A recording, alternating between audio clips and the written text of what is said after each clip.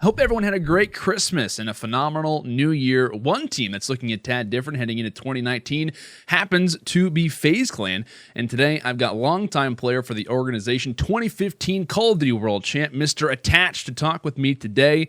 Buddy, how are you doing on this fine morning, and how are your holidays? My holidays were amazing. The New Year's feeling good. I hope you guys are good too. You know, it's a little bit of an early morning, but we still on the Yep. grind. We on the grind, baby. But everything's been going well, and I'm just excited for 2019. Absolutely, man. Also, you just turned 22 the other day. That's got to be feeling pretty good heading into the new year as Yeah, well. yeah, definitely. Pretty every year's new year, new age. But honestly, I still look 16. So I mean, it's No worries. it's I mean, when you get past 21. I feel like it all just kind of feels the same. It's just another day. That's true. That's a good point. It really does kind of feel that same way. And at least that's what I always hear from people is like, hey, well, if you look younger, at least it'll benefit you when you're older. So there is some positives kind of at the end of the day. But I really want to talk to you about your roster, right? Because they've been recently under the spotlight due to some recent roster moves, some placements online, as well as LAN. And I want to take you back to CWL Vegas, right? As far as kind of putting things back into place when Methodz was still on the roster, the first tournament was announced, it's 5v5, all of those things. Were you feeling confident heading into Vegas? And whenever I say confident, you know, anyone can ask that, and every team should be feeling that way. If not, then I feel like that's kind of an unfortunate attribute to have if you're not feeling confident. But whenever I say that, was a victory potentially on the horizon in your mind? Like, do you think this team could have won Vegas if things would have worked out, essentially? I mean, if things would have worked out, they can kind of be said for any team that they'll have pretty much any top pro team can have a chance to win the tournament if things work out. Going into Vegas, I feel like our practice wasn't as beneficial as it could have been, and we really kind of stayed stagnant. I would feel like throughout the months or throughout the weeks and months of practice, where it wasn't major improvements. There would be things that we would mess up on, and then we would keep consistently messing up on, and someone would forget about doing this to block this. Sorry about that. I don't know if you heard that. My dog's going crazy. No Um, worries.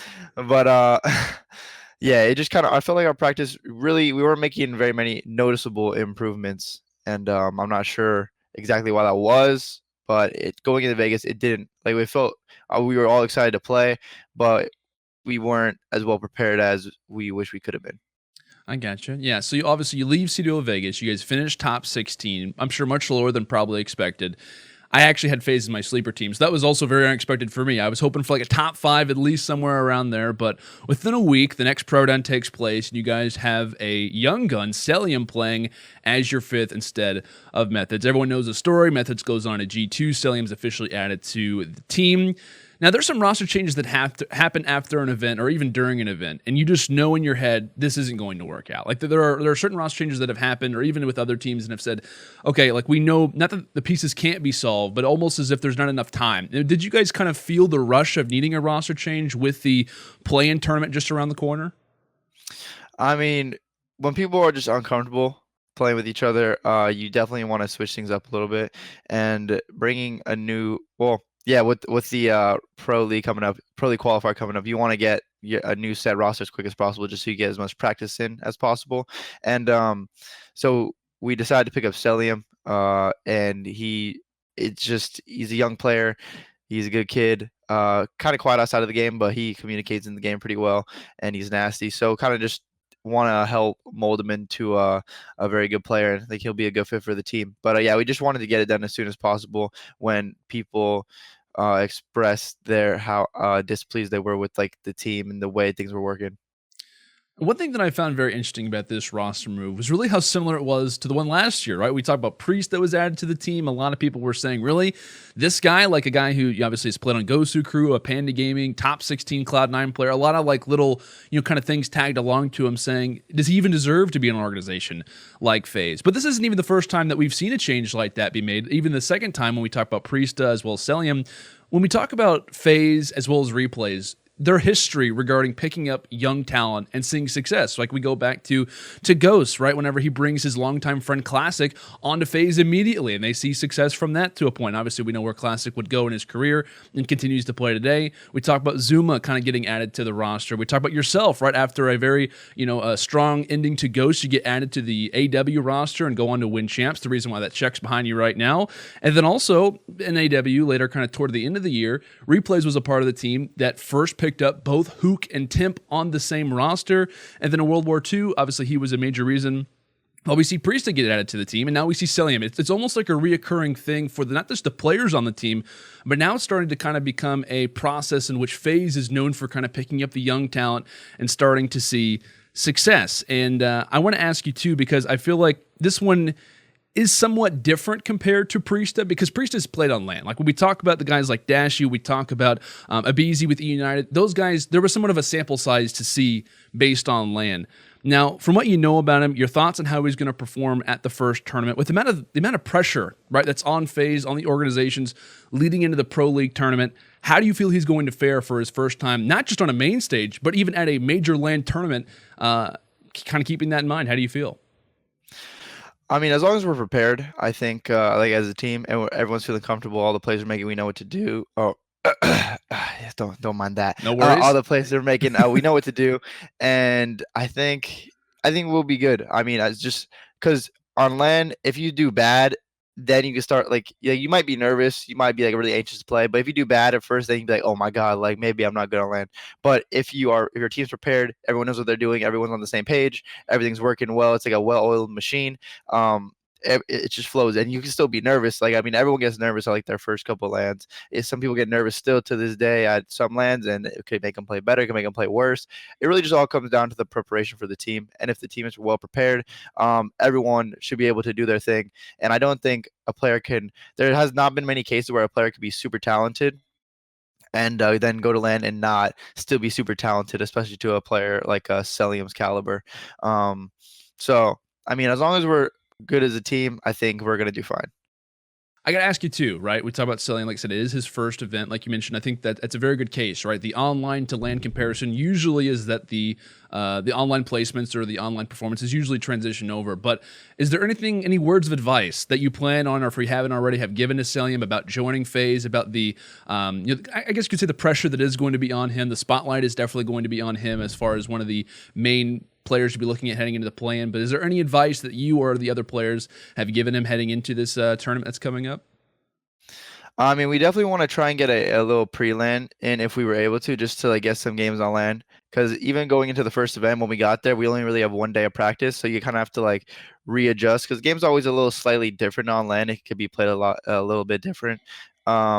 It depends. It just depends how your team's play style is, but it's always good to get like a couple days warm up on LAN. So we're gonna see if we're gonna be able to do that for him, for our team, just for everyone. And but just words of advice. I mean, just play your game.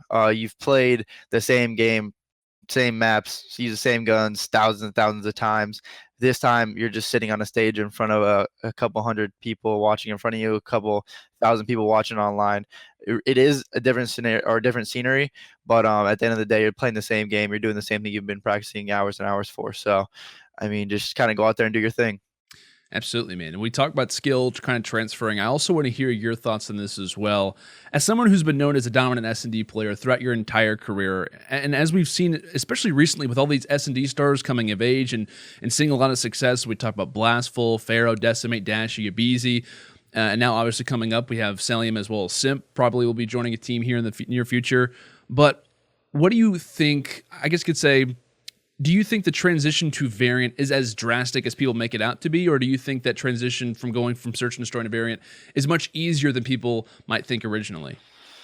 It depends. It really comes down to the player that's getting picked up and transferring over from S&D to variant. It also really depends on the team they get, because if they get a team that's gonna put them in a lot better position than if it's just like a better team, a smarter team, more fundamental team, and then rather than a kind of just team that has not been playing as well, it's going to be a lot easier for them to just transfer into it and kind of learn their roles and have a player that could kind of help them and guide them in certain ways when they make a wrong play or they have a question about something. It will be very helpful, but it kind of just depends on the situation they get thrown in, because if they get put into a really good situation with a really good team, really good leader, just really good teammates as well, they'll be able to thrive pretty easily because they have the skill. They just have to learn the basics and fundamentals of the game.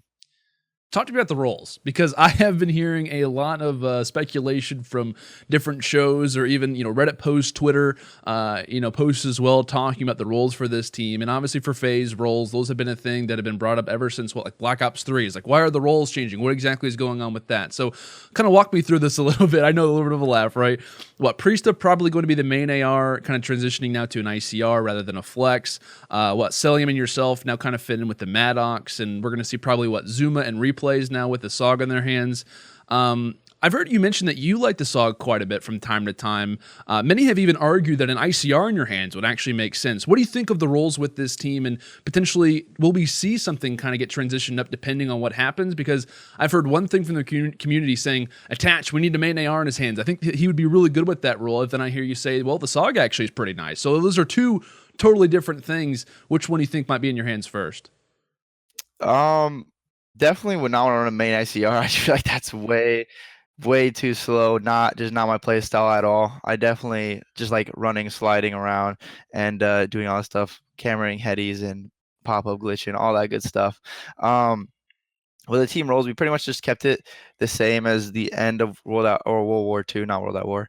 When Preston was a main AR, I was a flex, and then Chris and Tommy were the subs. Obviously, it's a different game, but that's when we hit our peak as a team, and we're consistently playing well. And we were able to just put together a lot of really good respawns, search and destroy games, and the flow of the team just felt really good. And we just kind of wanted to mimic that and make sure we try and hit our highest ceiling we can as soon, or not our highest ceiling, but hit our like potential as soon as possible, and not wait till like the end of the game. Right. One thing that has been circling the community regarding the change has been the talk around, hey, this wasn't the right change. It's time for the duo of Attach and Zuma to split up. After being together for as long as they have, after being the main brand guys under FaZe, we need to see something change up. Ever since July of 2015, right, they have been the main core of FaZe Clan. FaZe needs a rebuild. That's really all the posts that have been on Reddit kind of regarding the change, a lot of the negativity kind of coming around it. When you hear comments like that, and this isn't the first time, right, that this has happened. We've heard it multiple times, even relating to last year. There needs to be a change. FaZe needs a rebuild. I keep hearing the same things over and over again. What runs through your mind when you hear posts like that? Does it affect you at all, or do you just kind of continue to move forward like you have been? I mean, I continue to move forward, but I definitely think about it. Like, it's good to think about, just be like, maybe we do need to change if this isn't working. But then when you look back at the history, like in AW, we had a bunch of top placings. Black Ops 3, that our team just wasn't good at that game, so we just were very inconsistent. IW, we were really good at. Some unfortunate things happening. Zuma got surgery on his wrist. If Zuma doesn't get surgery on his wrist, we probably win 1 to 2 events in that game. Mm-hmm. There was just a lot of things that go into it, but we were really good in IW. We had a lot of top placements throughout the year. In World War II, we definitely had our ups and downs, and sometimes we were able to figure it out and really get consistent. But I just think when we hear that, we just kind of have to look back at the track record and see how well we've done together. And there's no big reason to switch up now, unless it's consistently doing bad, or unless one of us is consistently lacking in the numbers or whatever it may be, to make a change. Because we're both very talented and both have our attributes, and it's been working really well. Obviously, it's hard to win every event. It's pretty hard to like place consistently at the top, especially when you're trying to figure out the game real quick and there's so many changes are being made. But we just got to do that as soon as possible, and we'll be good. I have to say, too, I think a lot of people forget, and will forget kind of moving forward, the top 3 placement that you guys had at Champs, for God's sake. Like, the fact of how close you were to maybe taking out TK, that could have been a grand finals appearance, that could have been another championship, to especially kind of talk about this more specifically, your and Zuma's totals. But I got to say, man, wish you the best of luck moving forward in the season, and look forward to seeing you and Cellium perform as well at the Play-In tournament.